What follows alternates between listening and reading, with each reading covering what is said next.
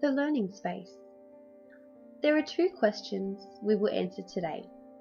What is it? And even more importantly, what could it be?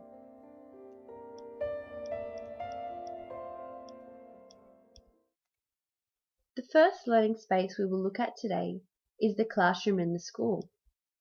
Look how far we have come.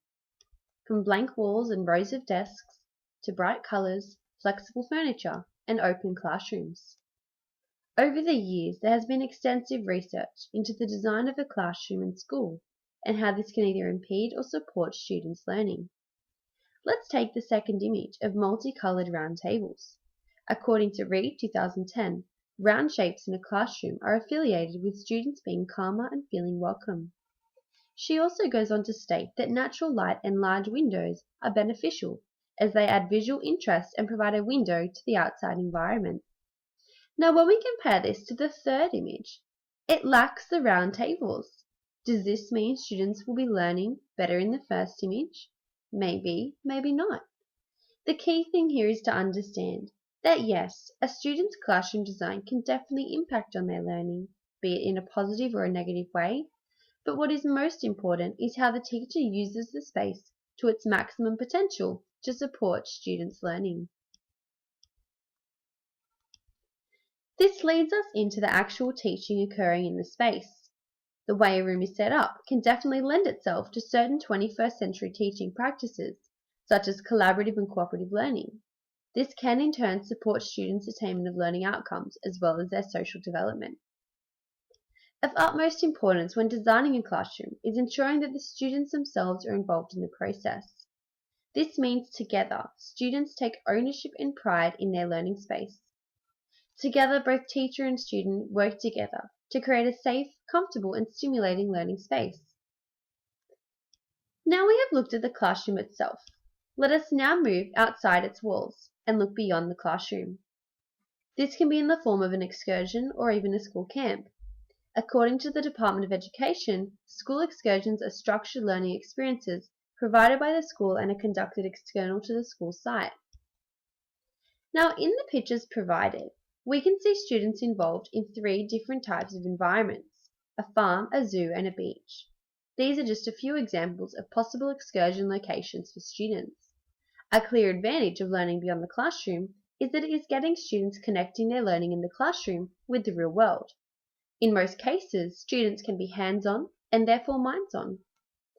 Now some disadvantages of excursions are the risks involved, the financial cost and student transportation. I don't know about you, but I believe that these advantages far outweigh the disadvantages. Now, learning beyond the classroom enhances students' understanding as they make connections and discover new knowledge through interactions and conversations with professionals, teachers, and their peers. This supports a collaborative approach to teaching and learning. According to Lorenza 2009, excursions and incursions bring the outside world and students together in a unique learning opportunity. A teacher plays an integral role in an excursion, both before, during, and after. A risk with excursions is that it may not be used to its full potential.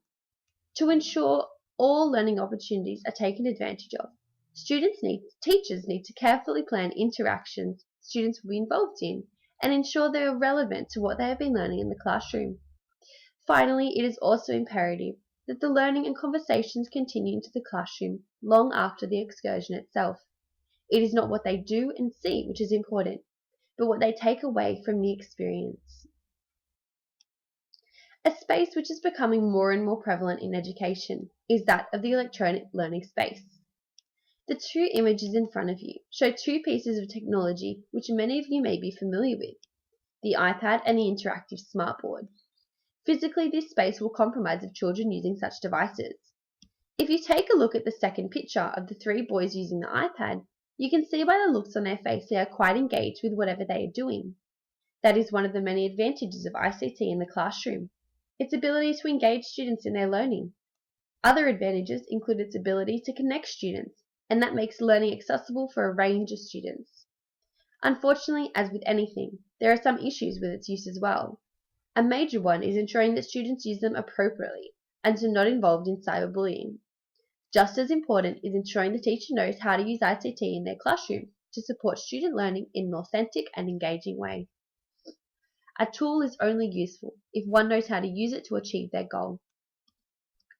The electronic learning space plays a large role in supporting students' learning as well as a teacher's pedagogy. Through the use of ICT, teachers can create learning activities which foster collaboration, creative thinking, and independent learning. According to the Melbourne Declaration on page 5, in this digital age, young people need to be highly skilled in the use of ICT. Now, a major issue with ICT is first and foremost knowing how to use it so that it may be used to its full capabilities. Some young teachers are digital natives, while others are still learning. A key element here is ongoing professional development for teachers in regards to the use of ICT in the classroom. ICT is ever-changing and evolving, therefore we as teachers need to keep up with those changes. Students also need to be taught how to use electronic devices in the classroom, both for their safety and their learning. We now move on to the individual learning space. Let's take a look at these three images. What are the similarities and what are the differences? First of all, students are located in different locations, including at a desk, on a beanbag, and under a tree outside.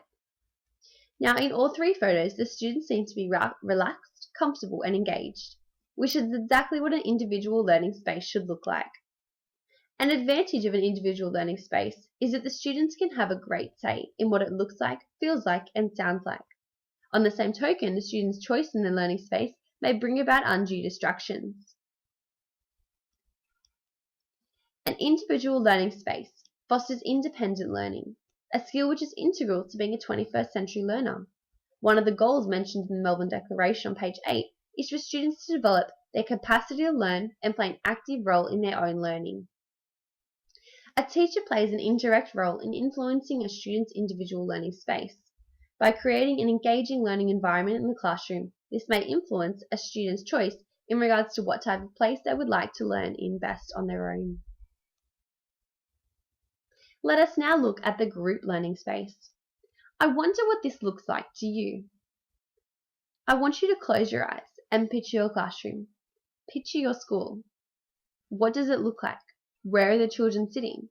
How are they sitting? What types of conversations are going on? Now let's take a look at some images. In the first image, you can see 8 children sitting around the same table. Some children are talking while others are listening. This may be a common occurrence in your classroom.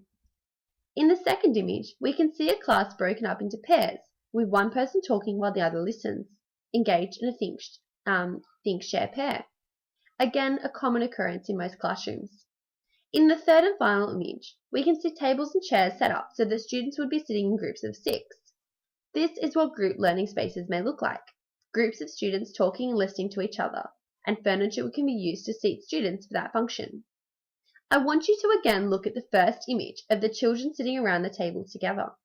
Let me describe 2 scenarios to you. In the first, the students are completing a group task where their goal is to create a definition of harmony. The young boy in the white shirt and the young girl in the yellow shirt know a great deal about harmony and dominate most of the discussion. The boy in the green shirt takes on the initiative to annotate what the girl in the yellow shirt came up with. The group submit their definition to the teacher with all students' names on the back of their sheet. What is wrong with this scenario? One obvious answer is not all students contributed equally to the discussion. Let me give you a different scenario. The teacher has set the group the same task to define harmony.